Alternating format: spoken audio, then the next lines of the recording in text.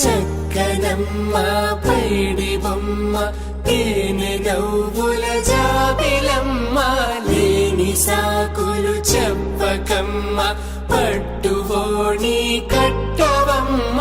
నాన్నయదపై నిన్నటిదాకా అల్లరి ఆటలు ఆడినా చిన్నారి తల్లి లేత భుజములు నేడు చీరలు మోయునా